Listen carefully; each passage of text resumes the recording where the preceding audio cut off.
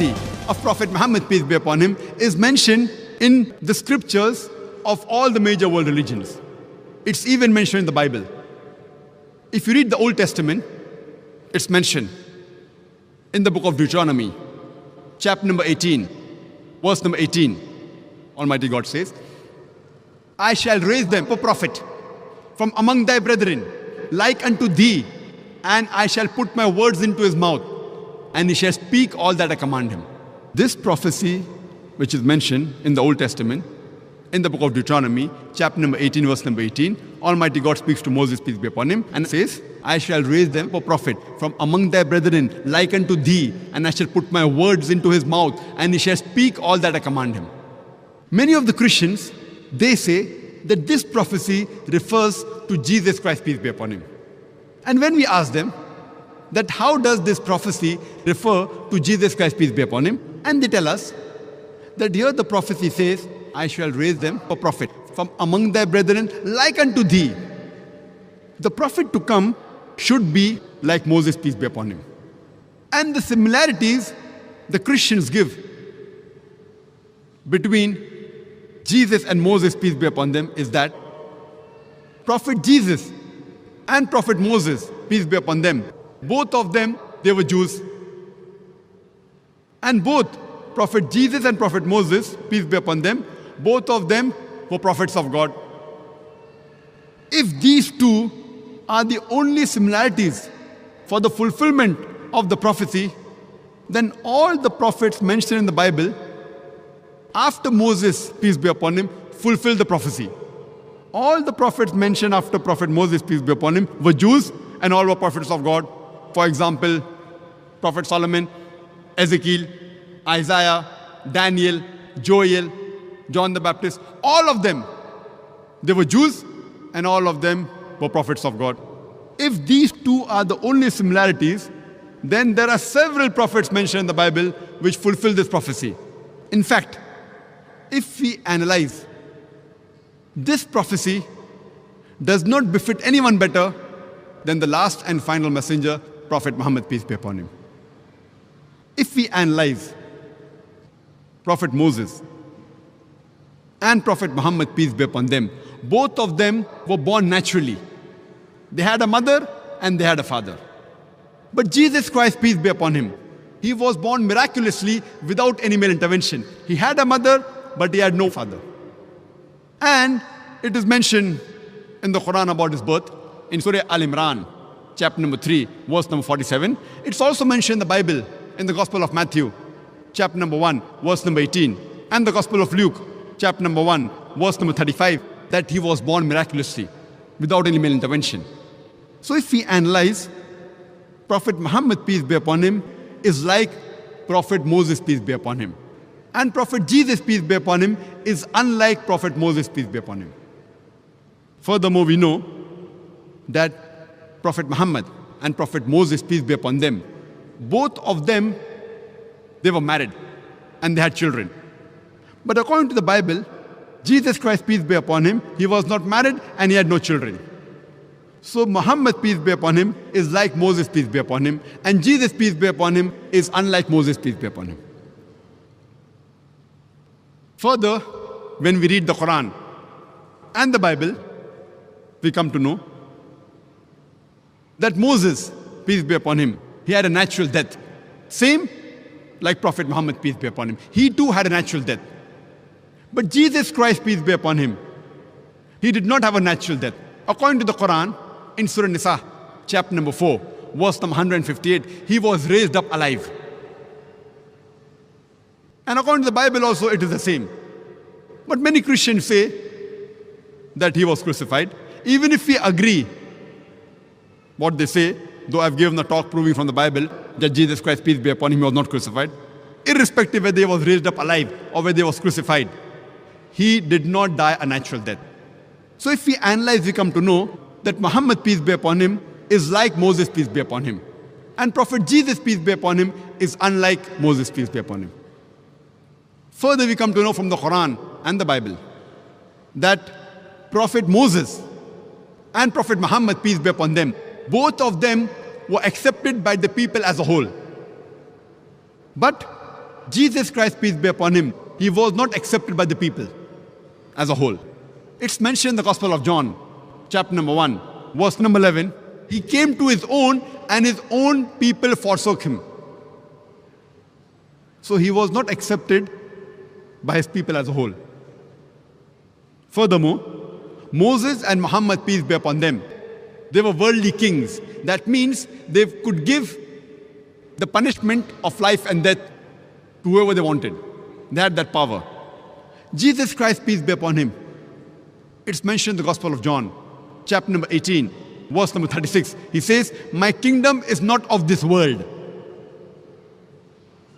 And furthermore, Moses and Muhammad, peace be upon them, both of them, they brought a new law. But Jesus Christ, peace be upon him, he did not bring a new law. He came to confirm the previous law, as what is mentioned clearly in the Quran, in Surah Saf, chapter number 61, verse number 6, that Jesus Christ, peace be upon him, the son of Mary, he said to the children of Israel, Ya Bani Israel, O children of Israel, I have been sent as a messenger to you, confirming the law what has come before me, and giving glad tidings of a messenger to come, whose name shall be Ahmad, which is another name of Prophet Muhammad, peace be upon him. It's also mentioned in the Quran, in Surah Araf, chapter number 7, verse number 157. It says, they follow the messenger, the unlettered prophet, which is mentioned in the scriptures, the law and the gospel. So when we read the Quran, it says that it will be prophesied in the scriptures, in the law and the gospel, about the coming of Muhammad sallallahu alaihi wasallam. So Prophet Muhammad sallallahu alaihi wasallam has been prophesied in the Old Testament, in the book of Deuteronomy, chapter number 18, verse number 18. And further it's mentioned in the book of Deuteronomy, chapter number 18, verse number 19, that anyone who does not hearken to his words, I will require of him. Some translations say, I will take revenge. That means anyone who does not follow this messenger to come, Almighty God will take revenge from these people. Pada hari ini yang mau saya bahas adalah mengenai di kalangan non-Kristen, ayat ini sering dipahami bukan untuk Yesus, tetapi untuk kehadiran Nabi yang lain, yaitu umat agama lain. Dalam hal ini adalah Islam. Katanya beberapa tafsiran Muslim itu adalah untuk Nabi Muhammad. Tanpa mengurangi penghormatan saya terhadap sohib-sohib Muslim saya, sahabat-sahabat Islam saya katakan ayat ini tidak ada hubungannya dengan Muhammad. Ayat ini justru menunjuk kehadiran Yesus Kristus sendiri. Seorang nabi di tengah-tengahmu, di antara saudaramu. Artinya seorang nabi di tengah-tengahmu siapa? Di tengah-tengah Bani Israel.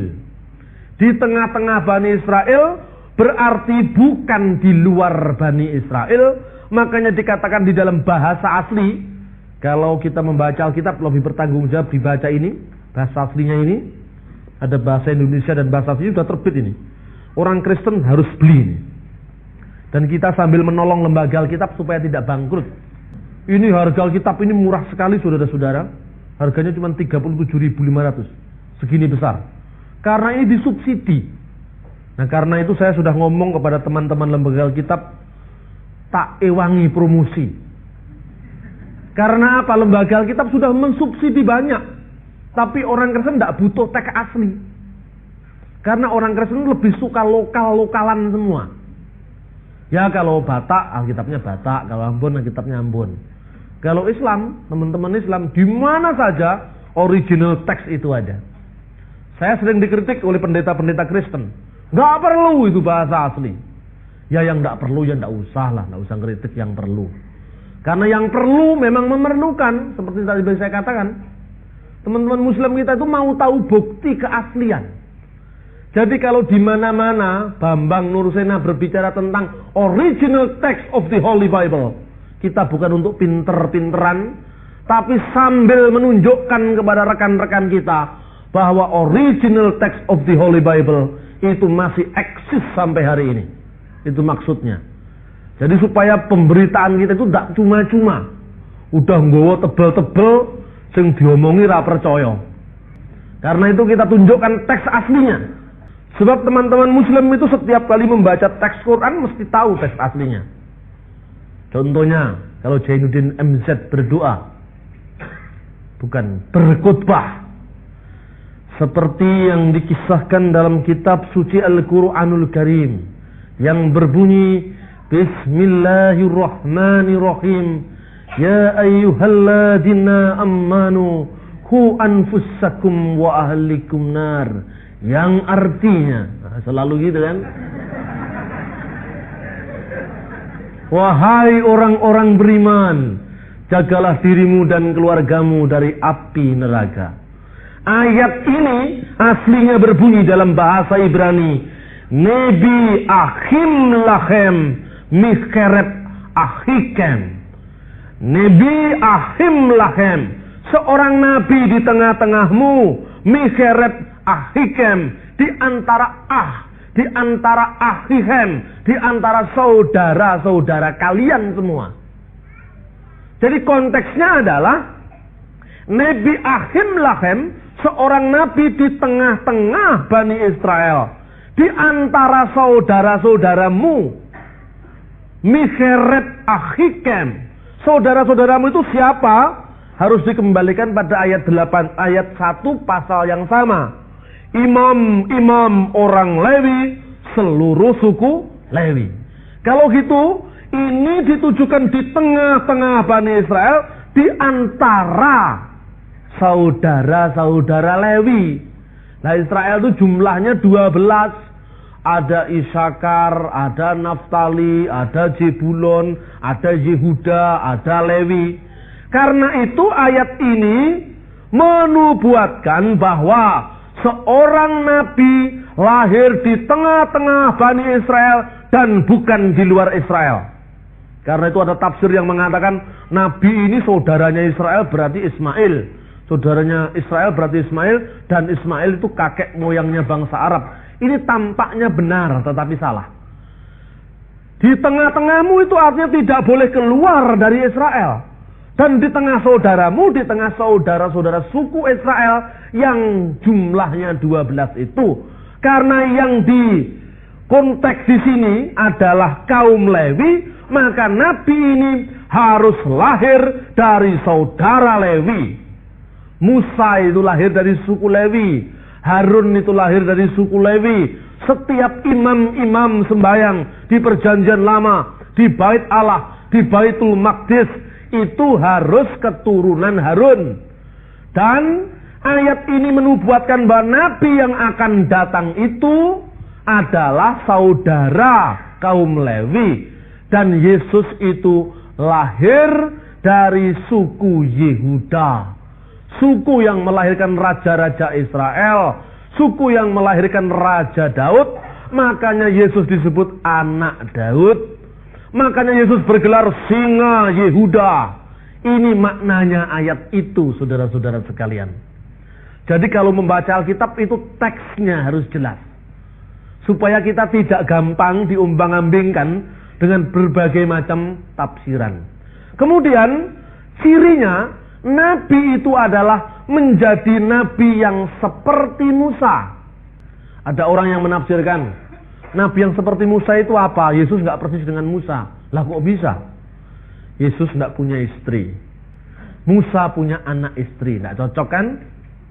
Musa punya ibu bapak secara wajar. Yesus punya ibu saja, bapaknya di surga. Jadi tidak cocok. Musa menerima wahyu di Gunung Sinai. Yesus katanya menerima wahyu, bukan menerima wahyu oleh orang Kristen, tapi wahyu itu sendiri tidak cocok. Karena itu nabi ini harus bukan Yesus. Tetapi kalau di sana dikatakan bahwa kesamaan kemiripan itu hanya sekedar sama-sama nikah, Pak David juga nikah, Pak Pendeta juga nikah, ya kebanyakan dari yang hadir di sini juga menikah. Berarti bukan kesamaan khusus, itu kesamaan umum. Lalu setiap orang yang punya bapak ibu secara wajar, setiap orang punya bapak ibu secara wajar. Kayak Narok juga.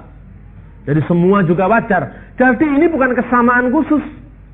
Kalau saya katakan inilah seorang yang kita harapkan untuk menggantikan presiden kita. Orang cari-cari siapa ya? Habibie bukan.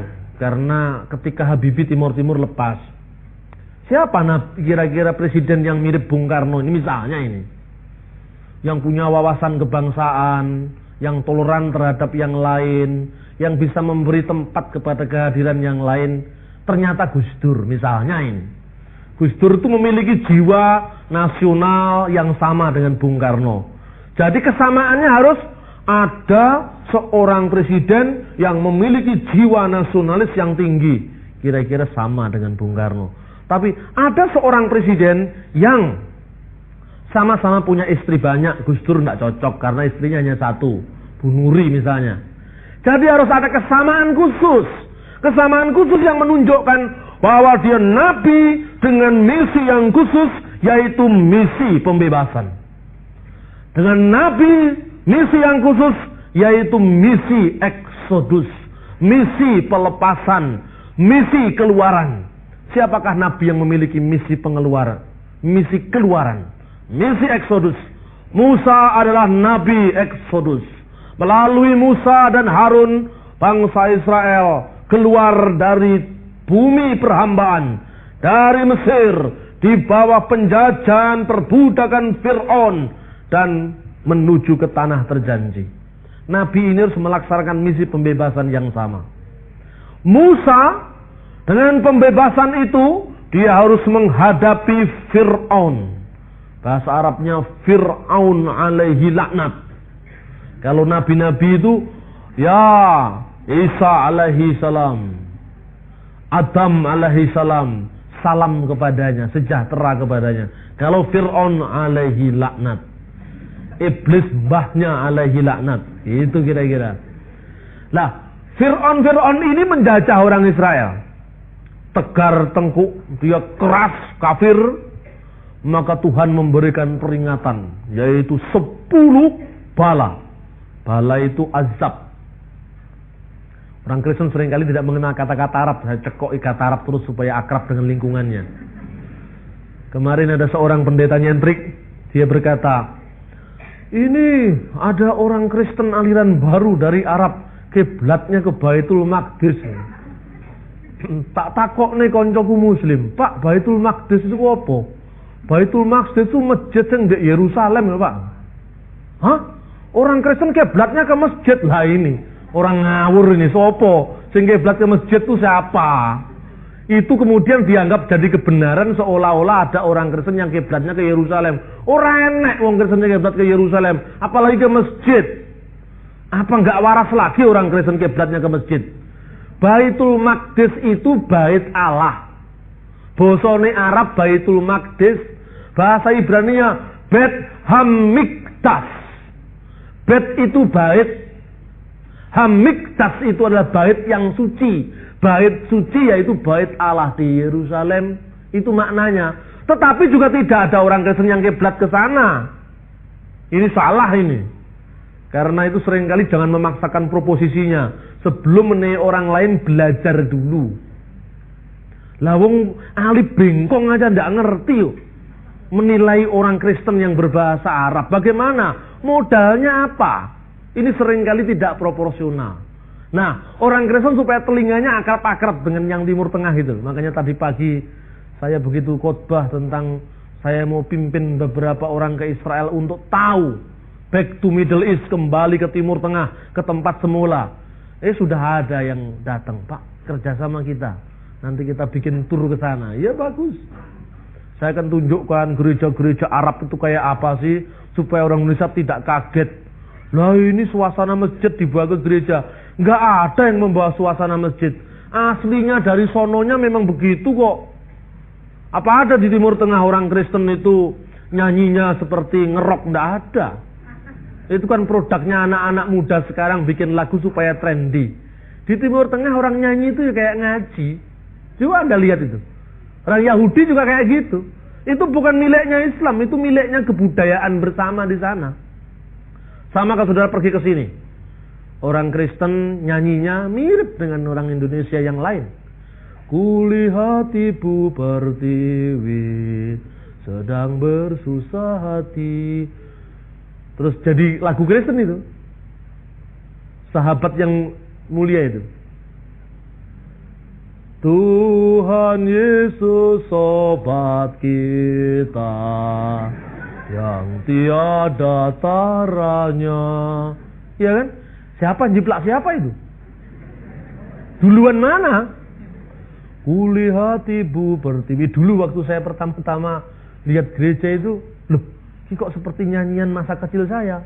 Kulihat ibu pertiwi. Biasanya gereja Protestan itu yang ada gitu. Tuhan Yesus sobat kita. Sama itu. Jadi siapa yang jiplak siapa? Ini memang karena kebudayaan bersama. Lalu ada nyanyi. Kemarin saya di GKJW itu. Di kelompok GKJW saya ceramah. Kemudian salah satu lagunya kok Kristus Putra Rama ing swarga. Loh. Nah ini kan sama geto asale saka telo. Ayo siapa yang jiplak siapa? Ya Kristennya yang jiplak ini dalam hal ini. Tapi maksudnya apa? Supaya ramah dengan lingkungannya. Karena GKJW sini wong Jawa, senengane getuk nyanyinya Kristus Putra Rama ing swarga. Lah ini persis getuk asale saka telo. Saudara pergi ke Jogja coba, ke Jogja. Di gereja Katolik lagunya Madah Bakti atau Puji Syukur itu ada lagunya begini. Kumohon ya Tuhan lagu panggilanmu supaya diriku semakin mengidungkanmu. Kumohon ya Tuhan gundul pacul. Coba mirip kan? Loh ini fakta ini saudara-saudara. Ini di Jogja, Lah jadi kalau di Timur Tengah ada orang Kristen kayak ngaji, ya bukan kayak ngaji. Memang ngaji itu aslinya Kristen di Timur Tengah. Coba pergi ke sana. Kalau Kristen hanya ke Amerika saja, ke Barat, terus akibatnya jadi orang Barat Daya semua. Cobalah ke Timur Tengah, lihat Kristen yang lain. Lihat Kristen di Mesir. Lihat Kristen di Syria, lihat Kristen di Libanon. Dulu saudara-saudara, teman-teman mahasiswa IAIN pada ngumpul. Sedikit-sedikit. Kalau ada pertemuan, ada dies natalis, ada apa saja. Yang dikutip adalah penyair Khalil Gibran. Wah, seolah-olah Khalil Gibran itu Muslim. Baru-baru ini terbit buku judulnya Jesus Son of Man. Itu aslinya tulisan Gibran bahasanya Arab. Yesua ibnul insan. Yesus anak manusia.